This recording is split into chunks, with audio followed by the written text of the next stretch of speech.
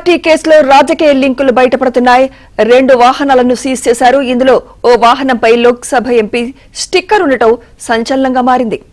ఇదే అంశంపై మరింత సమాచారం మా క్రైమ్ కరెస్పాండెంట్ ప్రవీణ్ అందిస్తారు. ప్రవీణ్, కొండాపూర్ రేవ్ పార్టీ కేసులో ఇప్పటికే విచారణ కొనసాగుతుంది. ఇప్పటికే షేర్లింగంపల్లి ఎక్సైజ్ పోలీసులు కేసు విచారణ కొనసాగిస్తున్నటువంటి పరిస్థితి ఉంది.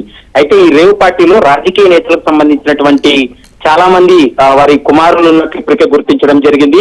రేవ్ పార్టీ సందర్భంగా 2 వాహనాలను సీజ్ చేసినటువంటి ఎక్సైజ్ పోలీసులు ఒక వాహనంకు లోక్సభ ఎంపీ స్టిక్కర్ ఉన్నట్లు కూడా గుర్తించారు.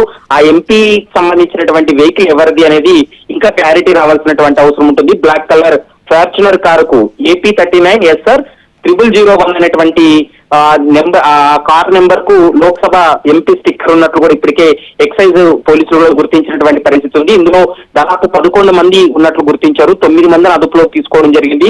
మరొక 3 పరారీలో ఉన్నారు. ఆ 3 కూడా రాజకీయ నేతల కుమారులు అనేది ప్రస్తుతం కొంత సమాచారం అయితే వస్తుంది. కానీ ఇంకా అధికారికంగా పోలీసులు వెల్లడించాల్సినటువంటి అవసరం ఉంటుంది. నిన్న రేవ్ పార్టీ కేసులో ఇటు మంగళగిరి, రాజమండ్రి, కాకినాడకు సంబంధించినటువంటి వారు ఉన్నట్లు ప్రస్తుతం ఆ విషయాలు వెలుగులోకి రావడం జరిగింది. ఈ ఒక కమ్యూనిటీలో అంటే ముఖ్యంగా కొండాపూర్ లోని ఒక బిల్డింగ్ లో వీళ్ళు ఈ రేవ్ పార్టీ నిర్వహించడం జరిగింది. ఇందులో డ్రగ్స్, గంజాయి, మరోవైపు మద్యం తోటి వీళ్ళు వీకెండ్ పార్టీ చేశారు. ఈ వీకెండ్ పార్టీలో వేరే ప్రాంతాల నుంచి అమ్మాయిలను తీసుకొచ్చి అర్ధనగ్న నృత్యాలు చేయిస్తూ అక్కడ వీళ్ళు రేవ్ పార్టీ చేసినటువంటి పరిస్థితి కనపడుతుంది. ఎక్సైజ్ అండ్ ఎన్ఫోర్స్మెంట్ పోలీసులకు వచ్చినటువంటి సమాచారంతో అక్కడ దాడులు చేసినటువంటి పరిస్థితి ఉంది.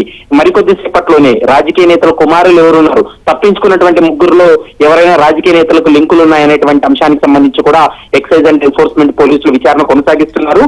ఈ నెంబర్ను ఆధారంగా చేసుకుని దర్యాప్తు అయితే కొనసాగుతుంది. మరికొద్ది సేపట్లోనే ఆ విషయాలు కూడా వెలుగులోకి వచ్చేటువంటి అవకాశం అయితే కనపడుతుంది. Right, thank you Praveen.